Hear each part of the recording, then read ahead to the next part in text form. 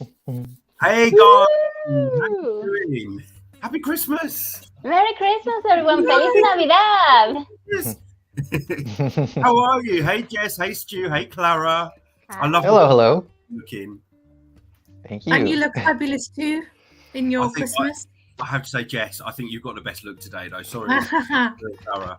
I'm happy to step down of the most fashionable person on Eurovoxx. Wow. It's probably not going to last. So elegant today, Clara. I think if people go to your Instagram, they will see what outfit you've got on. And they will agree. It's very, very elegant. But you're in the middle of a family party right now. I am. There's like 2 rooms away from this one. I have like 10 relatives drunkenly singing Christmas carols. Maybe the microphone would eventually pick on this, depending on how much the alcohol carries on and how much the volume raises, because we're Spanish. Well, no, I always say that I would never drink before live, but I have got a little glass of Prosecco. Ooh. And it's Kylie Minogue Prosecco that someone bought me for Christmas. It's not that nice.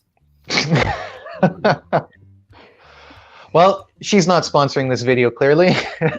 No, it's my mom chose this. It's a very old Spanish wine, which is really nice. So I recommend this if I get to know what the name of it is. But Spanish wine, Spanish red wine is really good. But anyway, we're just going to go to chat quickly because we've got Rye Bailey in the house. Merry Christmas. Merry Christmas. Hey, it's Justin from the VOXXSQUAD. Hey, Justin. Justin. Is it Christmas yet in Australia? No, it must be. Yes, it's Christmas first. Hey, yes. Christmas. Justin, I mean, we're here on Christmas. It's Christmas Eve. Stu, yeah, you're Christmas Eve. Mm-hmm. And I know some people celebrate Christmas on Christmas Eve. Here in the UK, we celebrate it on Christmas Day, which is tomorrow. Clara, you celebrate on Christmas Eve. I celebrate since yesterday till the 6th of January, but maybe that's just my family. Hello to Sarah O'Halloran. Yes, it's Christmas time. Yesterday's the first day that I felt Christmassy this year. I'm normally like, come 1st of December, I'm like Mr. Christmas. But yeah, it's been a hard year for a lot of people. We've got Francesca Sant'Ambrogio. Bella. Ciao. Ciao. We've missed you too. Thank you so much for joining us. And again, we met you when we were in Torino this year, and we'll be talking about that a bit later. And Justin's saying yes, it's a Jessmas tree. Love it. You're gonna have to keep this this look. We've got Clavs in the house. Hey, Merry Christmas. From the birthplace of a Christmas tree. Yes, it was in Kuldiga in Latvia, the first Christmas tree ever. Oh. I never ever knew that. Yes, so cool. Latvia to thank for a Christmas tree. Yeah, Clavs, non-stop Christmas for Clara. And Francesca, yes, I'm drinking Prosecco. Clara, what have you got? You've got like a... I have red wine, very old red wine that my mother picked. Not from the supermarket, but from like some special... What did your uncle make you? He made... like some homemade alcohol. I cannot think of the name. But if we continue talking, I'll eventually go like, this is it. Pacharan. It's pacharan. He made homemade pacharan. Francesca, yes, I'm having a glass of Prosecco, and you're going to the land of Prosecco for the holidays. I don't believe the one I'm drinking has come from the land of Prosecco, and I wouldn't recommend it, but I'm still going to drink it anyway. Hey, Joanne Johnson, Merry Christmas to you. And Sarah O'Halloran, you're already talking about New Year's resolutions. Doing what you need to do, which is what you're doing now. I'm not sure I understand, but that stick with that one. You're having a soft fizzy cola because your mum has set you clear instructions. Well, enjoy your fizzy cola. I'll be drinking lots of fizzy drinks over Christmas. But guys, it's also an opportunity for us to say thank you to you all for following us. Not only this year, but all the previous years that Eurovoxx has been around. Everyone that's reading our website, following us on our socials, Instagram, Facebook, and Twitter, and everyone that's watching us here on YouTube. It's just a chance for us at the end of the year to say thank you so much for your support. You guys, I think we have the best followers. I'm pretty sure. We have the best followers, and guys, thank you. We love doing this for you, and thank you for enjoying our content. Francesca, I would love to go to Venice. It's on my bucket list. But guys, we're coming to the end of 2022. It's been a crazy year in terms of Eurovision. It was kind of really the first normal Eurovision that we'd had since 2019 in Turin after Måneskin's win. It's been an amazing year for Eurovision, but I have to come to you guys for your highlights. And who am I? I'm going to come to you, Stu. Your highlight of the year. So we'll have more than one. Well, I mean, it's kind of one big highlight, and I think that anyone who's kind of been following our journey for a while, like, will be able to guess what it is. But it was the fact that I was actually able to go to Eurovision this year and meet the rest of you, because before then we only knew each other through video, but we got to hug, we got to party, we got to do all sorts of things. We got to talk about Eurovision face to face rather than screen to screen. So yeah, I mean, really, there's nothing else that could have topped that, and I had a lot of fun. It was also a challenge to make it all happen, but it was, at the end of the day, a lot of fun, and there's really no other highlight that I could mention. Yeah, and I mean, we get stressed getting ready for Eurovision, but you literally have to travel halfway across the world to get there.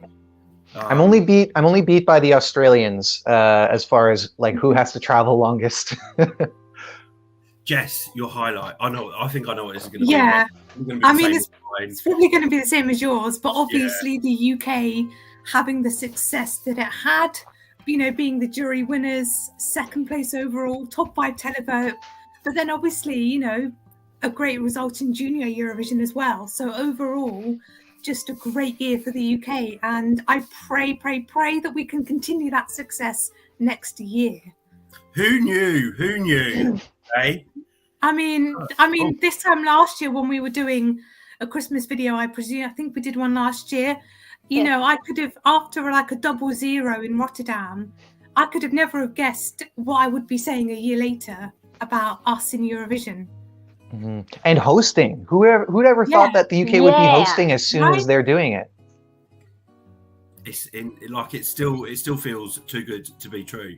But I remember the videos we were doing at the beginning of the year, and everyone was saying, "Oh, do you think the UK will ever get a good result?" And I remember saying, I could feel it in my waters. It was going to be a change this year, and I'm so. You did say that.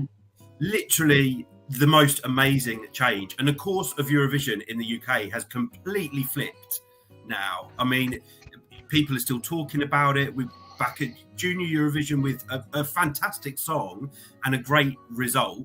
I'm really excited to see the hosting, because I think it's going to be a great production in Liverpool. I'm excited that we're going to Liverpool in the north of England, north of the UK. I'm glad that we're outside of London. It's just to see how the UK is embracing Eurovision now. All of a sudden, it's not a joke. And that is fantastic. That's really all we were asking for like the past 10, 15 years, was for it not to be treated as a joke. And, you know, props to the UK delegation, the BBC, for turning it around, because it's not been easy for them either. So on the up. I don't even need to tell you what my highlight was, because it's exactly the same. It's been a crazy year. I'm still pinching myself. It's almost like we're in a parallel universe for me, isn't it? It's just weird. It's weird. Yeah, a nice weird though. A nice weird. And to see Sam Ryder's success as well. I mean, he was #1 in the UK album charts last week. So it just shows to all the other UK artists, actually, you can go to Eurovision and have a fantastic career. Use it as a launching pad. It's not kiss anymore. And I'm interested to see what Freya Sky does. Me too. She's a star of the future. Maybe we would see her at Eurovision in the next few years. But Clara, your highlight. Oh, my highlight was all of the pre-parties and traveling to the different cities in Europe to actually not only have a nice, awesome weekend with you guys, but also interview the artists and getting to know them before the actual Eurovision. Because it's in the pre-parties where we get a better feeling of who they are as people. Because, you know, when they are in Eurovision, it's like the stress is on, the spotlight is on them. It's not so chill for them as the pre-parties, because they're not competing. Their performances will not compute. So it's just like a warm-up. So I really enjoy the build-up to Eurovision so much. Yeah, and guys in the live chat as well, we want to know your highlights of the year. So put them in the chat, and we will call them out soon. But Clara, we had missed the pre-parties, hadn't we? Because we obviously had a lot of the year before, and me, I felt a bit rusty going into the pre-parties because it had been so long. But they were all amazing. We had a new one this year as well in Barcelona. Yes, we had a new one in Barcelona, and since the pre-party season, we've heard a lot of other cities that want to host pre-parties. Like we have one in Warsaw this year. Barcelona has decided to go all in, and it's like a 3-day event of pre-parties. Then there's like London, then Amsterdam, then there's back to Madrid. That is, I think, other 2 days. I don't know. I think Eurovision really likes happening to happen. So it might be like a full year of Eurovision events. That's like a dream. I wouldn't say no to that. But talking of Eurovision events, it was only, 4 or 5 weeks ago, we were at Headquarter Song Festival. Yes, that was a great show. That was I know, guys from the UK, you're going to be able to watch that after the New Year's Eve celebrations on UK TV. And we did bump into Rylan when we were in Amsterdam, and we kind of wondered, why is Rylan here? But the show is so fantastic, and we were talking, Clara, and we were saying, they need to sell this show around Europe. It shouldn't just be a Dutch show, and it looks like that's what they're doing. I didn't know that it was going to be televised, but when I was watching it and someone told me it's going to be televised, then I understood, because it looked there was way more effort put in it, as if it was just like a regular pre-party. Like the visual, the graphics, the staging was so good. And then when they told me, this is like a television show, it all made sense to me. I'm just going to go to the live chat, which pick out some highlights. Justin, your highlights include Hola mi bebe, and Jess still on that fence. Jess, are you still on the fence? I am, yeah. I'm never getting off it. Sorry, guys. Actually, my mother's name is Belen, so now I address her when I am going to greet her. I say Hola mi bebelen. Bebelen. I mean, Urs was one of our favourite artists, I think. Still love him so much. Season, literally the sweetest guy, and just so easy to be around. And I know that we were really, really chuffed that he got through to the final, because that was such a big moment for him. Totally. We were really winning him on. You're in a race next year, by the way, Scare. Well, I definitely have a head start, so you're on. Vladimir, hello from Skopje. Hello. We're going to miss you guys in Eurovision next year. Obviously, we've had a fantastic year this year, but next year we've got a few countries that won't be joining us in Liverpool. So North Macedonia, Bulgaria, and Montenegro won't be there, and we're sad about that, because we've got friends, Eurovision fans in those countries, and we're sad that you guys aren't going to be able to cheer on your own countries next year.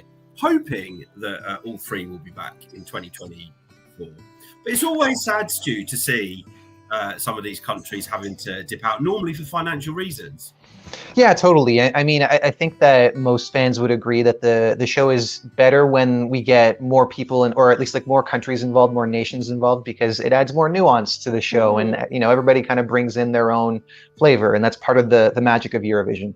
At least specific to North Macedonia, I do understand that they have expressed interest in returning, whereas the other two that have bowed out have not made any explicit interest. And I think with Bulgaria, it seems a bit more indefinite that they might be out for longer. But, I think that's at least something to look forward to for North Macedonia. And I'm confident that even with them out of the show, especially the dedicated fans, they're of course going to be watching as well from North Macedonia. And, we hope to keep chatting with them as well. But Stu, are you sure Bulgaria's intention is strong and real? I think if anything, their intention is really in doubt. So so much for that song and all that it brought Bulgaria. Yeah, well, lots of people didn't agree with the Bulgarian approach, and I mean, we forget a few years ago they were smashing it when it came to Eurovision. With Christian Kostov and Poli Genova. What happened? Like, why doesn't the Bulgarian TV station? Because Poli Genova was there in Turin trying to make like a campaign to go back to Eurovision for Bulgaria. That is so strange, because she's such a strong artist. She gets results, and I don't know. You met her in Turin? Yeah, I met her in Turin. There's an interview on our YouTube channel when she states that her intention is strong and real to go back to Eurovision. Okay, I'm gonna stop with this joke. I've used it twice in like a space of 4 minutes. I think I can stop that. But yeah, I guess it just comes down to money too, because I understand that when Victoria was participating, they needed to find sponsors, and even like there was some uncertainty around that. And like, you know, people know the story by now that about Intelligent Music Project, that the song was written by somebody who had a lot of money and it was more of like a passion project.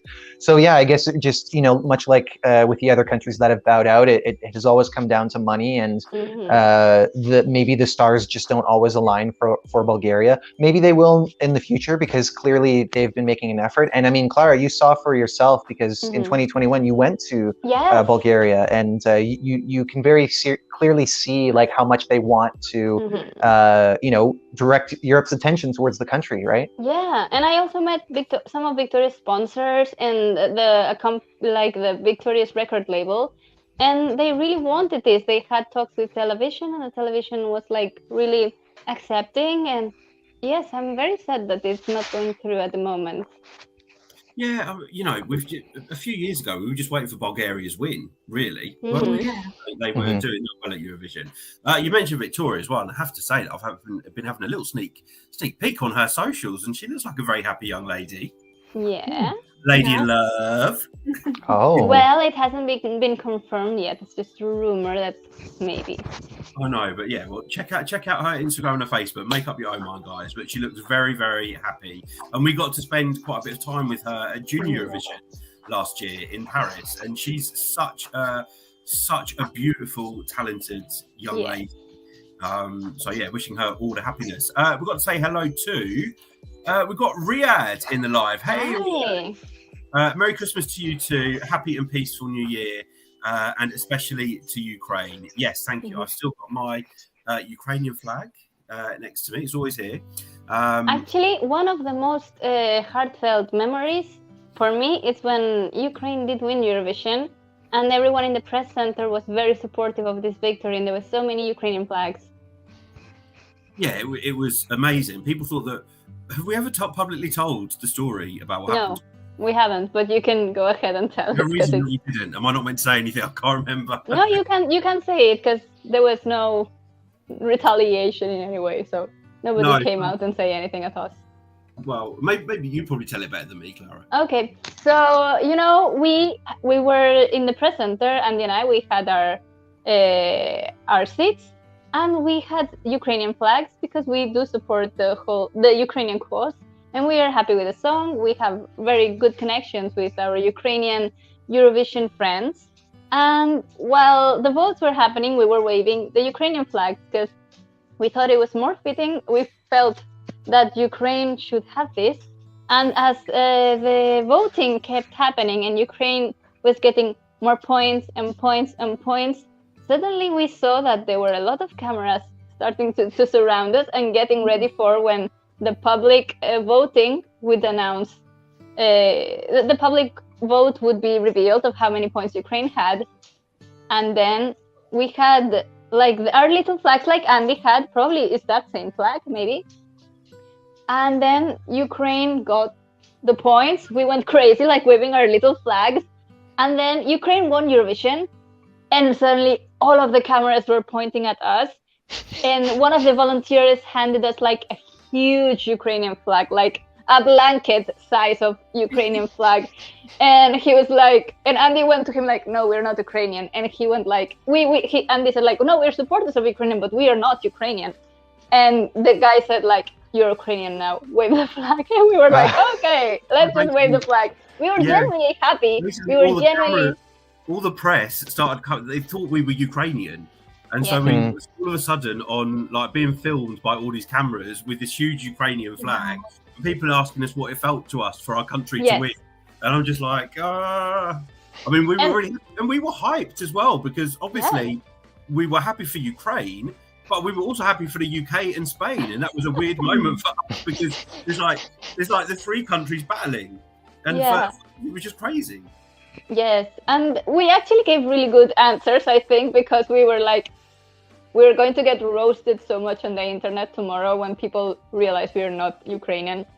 But we were very happy, and we said genuinely, like stating, we didn't openly say we were not Ukrainian, but we said like, this victory for you, the Ukrainian people, means this, and this, and we are genuinely happy that this is going to contribute to like media focusing on the war and the issue. But we were very scared for 2 days. Like I was checking social media or like news outlet to see if two fake people decided to fake be Ukrainian and get attention. And I don't know, it was just hilarious. Because It was hilarious and scary and stressful. Yeah, there was Ukrainian press there, and Yeah. you know, we would obviously really hope that they did speak to them as well. Mhm. But yeah, I mean, it was an amazing. I've never been through a voting experience like that for a number of reasons. The fact that me and Clara are actually sat there kind of in competition with each other as well, both secretly hoping that Yeah. Spain is going to beat the UK or UK is going to beat Spain. For the first time ever.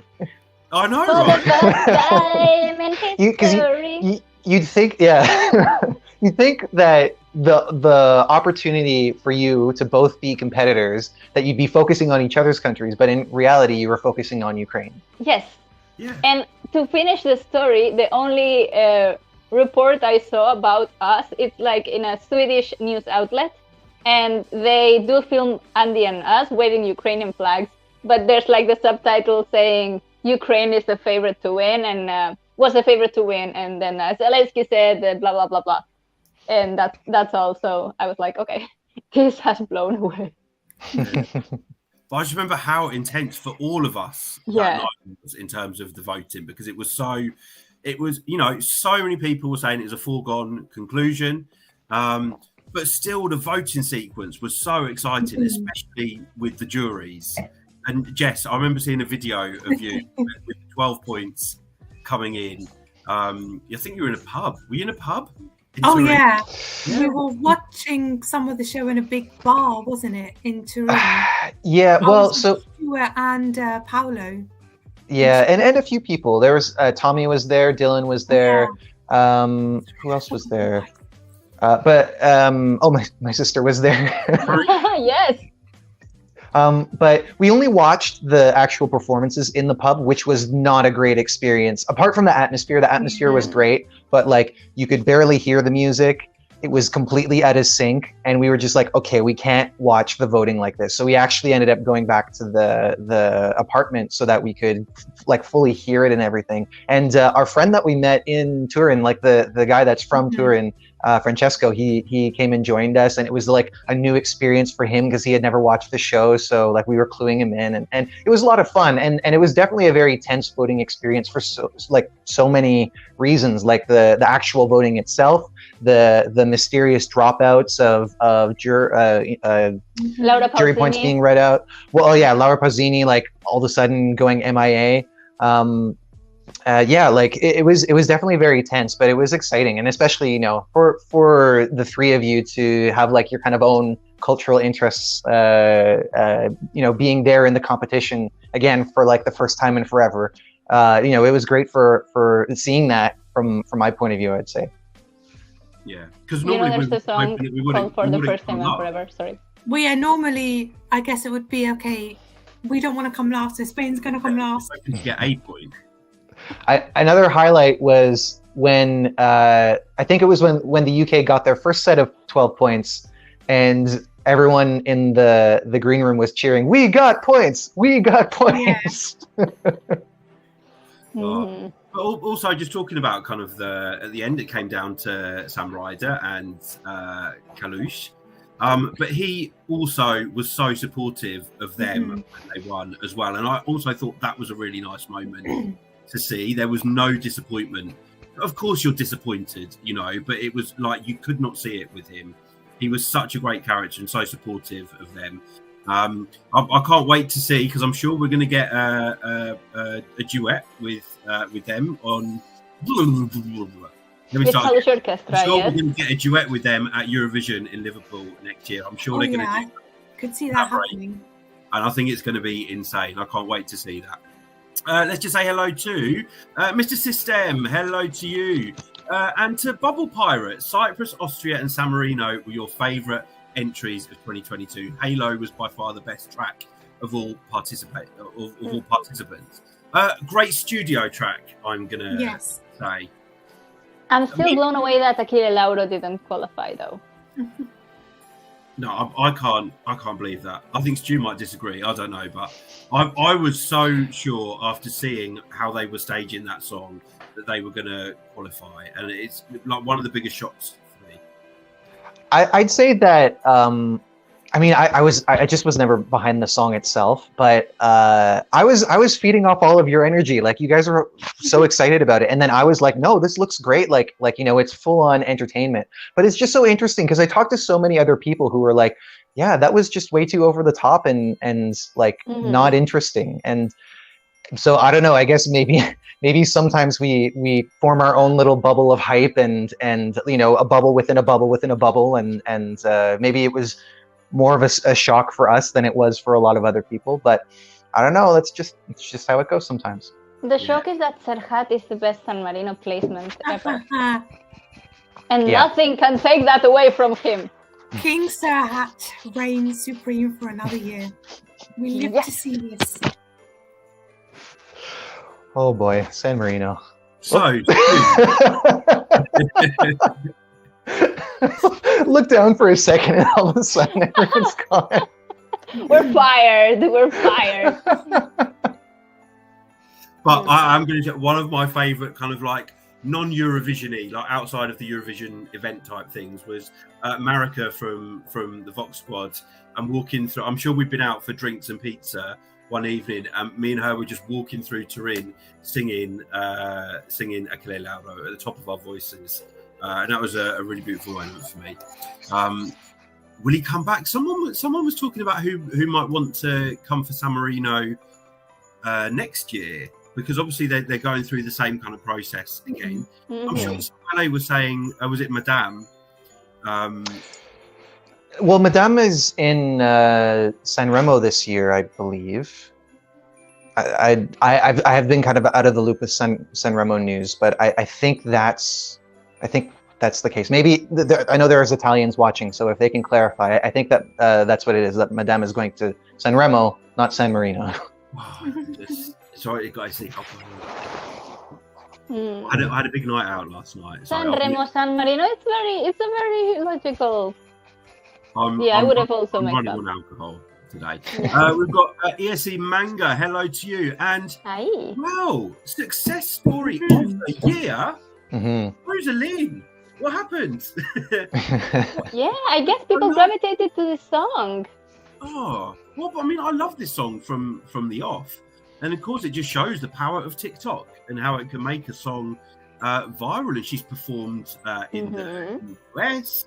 She obviously performed an alternative version of Snap at Junior Eurovision in Yerevan this year, and it's these stories that I love, because I think it came somewhere like late or was she like 22nd or something in Eurovision? Yeah, 20th this year, 20th. Yeah, and it's literally been the song of the year. And also it just goes to prove that you don't need to have a great result to have great success. So maybe that might encourage other artists in the future, or it might kind of change their mindset and think, okay, I didn't do well in this international contest, but look at what it's created for me in the long run. And I think in addition to that, it's like it's true. It's like the result isn't everything, but also it's not as if the Armenian delegation or Rosalind would say that anything was like bad about their performance. It was just like people were feeling other songs. Like she had great vocals. It had this complete visual identity to it. I suppose you can make the argument that they were pretty early in the show, so had they been a little bit later, maybe they would have gone a little bit further. Or you could just say the nature of the song, because it kind of lies in between kind of the slower, more dramatic ballads and the more up-tempo dance pop songs. So I mean, yeah, I think it's a great example of like, go to Eurovision, do your thing, be proud of it. And who really cares about the rest? Maybe you'll win, maybe you'll come last, but as long as you're 100% proud of the opportunity that you seized, then you will get something out of it. Absolutely. Same can be said about Urs from Romania, because he didn't really get very high in the Eurovision chart, but he was the song of the summer in Spain, and now he's huge in Spain. So you never know where your Eurovision trip can take you. Yeah, and what I loved about Rosalind is how often do we get an Armenian artist in the UK charts? And Yeah. that song was in the top 40 for 5, 6, 7, 8 weeks, all through, pretty much all through late summer, autumn, and it's still in the UK top 100, I think. And that's what I love about Eurovision, because being a country like the UK, we obviously have a very English American music market, but kind of since Euphoria, so what we're talking 10 years ago, since we have seen bigger hits, or songs from Eurovision becoming hits in the UK, we're seeing a bit more varied, a bit more diverse chart as well. I mean, I don't pay a lot of attention to the charts because it's all about streaming. I don't find the charts so exciting, but it still brings music from artists from different countries to the UK market, even if we don't know it. And I think that's very important, including non-English language songs that hit the UK charts as well, such as Stefania this year. And Go A in 2021 got into the UK charts. I think that it's amazing for artists from over Europe to do that. So yeah, love that story about Rosaline. And actually, 3 Eurovision bands performed in Liepaja this summer, where I live in Latvia. We had The Roop, we had Go A, and we had Zeni. So Eurovision will never hinder your career. Well, Eurovision is literally taking over the world, and literally taking over the world, because we've got Eurovision Canada coming up now. We've got Eurovision South America. We've already had, the American song. I don't know what happened to Eurovision Asia that was in the pipeline for a long, long time. It went quiet on that one, but yeah, it literally is taken over, and I love it. Yes, plus it's getting Husavik international recognition. Well, it's more the movie itself, but obviously it's all part of the brand. But you actually, Clara, you just reminded me of, I'd say another highlight for me was that this was a great year to be a Eurovision fan in Toronto specifically, because we had Go A as well. And, being such a fan of them as I have been from 2020 when they were selected in Vidbeer, that was so exciting. And I got to meet them briefly afterwards, which we had of course done interviews with them in the past, so they recognized me. And it's like something that I never thought I would experience, to have them in my city. And then later this year, we had Maru from Portugal. Also got to talk to her a little bit after, and she remembered my confusion of chickens and strawberries in Portuguese. That was really fun. And then we had Daddy Freyr, who I didn't get to meet afterwards, but we haven't met before anyway. And no, it was that was like one of the best concerts that I'd been to in a long time. And if you haven't seen Daddy Freyr, I would highly recommend it. So yeah, I would have never expected there to be so many artists who had participated this recently to be in Toronto, because I don't think we've ever had anything like that. And there's also a bunch more Ukrainian artists that have been here too, like Kalush Orchestra was here earlier. I think Verka Serduchka is either coming up or she was here recently. And then I think Tina Carroll as well.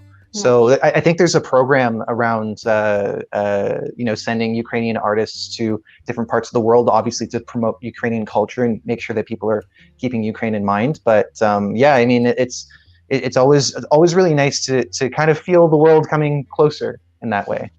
Guys, I'm very sorry, but my relatives are really hurrying me and requesting my presents. Well, I think we're going to wrap it up shortly, Clara, if you can give it another few minutes. We're just going to say, Joanne Johnson, your Sam Ryder was your highlight. He's your ringtone on your phone. We've got Francesca saying you can't choose highlights, but meeting thank you. We really love meeting you and spending some time with you. We're going to say Merry Christmas to Deep. Hello to you. Thank you for joining us. We are wrapping up in a minute. Bubble Pirate, do we think the UK will participate with the famous artist Ed Sheeran? No. I think we'll go for someone more unknown like Sam Ryder was. Yeah. And there have been rumours about Molly Rainford, who's taking part in Strictly at the moment. We've got Vincent F. Hello to you, Vincent. Yes, and happy Christmas. ESE Manga, happy Christmas to you. Urs must meet. Yes. Oh, my mom would love it. Absolutely. Es su culpa. Es su culpa. Es su culpa. Es su culpa. Simple things. Merry Christmas, Happy New Year to you. Thank you so much. You've been so supportive of everything that we're doing. So thank you so much. And guys, go and check out Simple Things on YouTube as well. Riyadh, Merry Christmas to you, especially to Ukraine as well from Azerbaijan. We've got Harry from the Vox Squad. Happy Christmas to you. Easy Spread, hello. America is well. No, it's free. Nice round of comments we got there.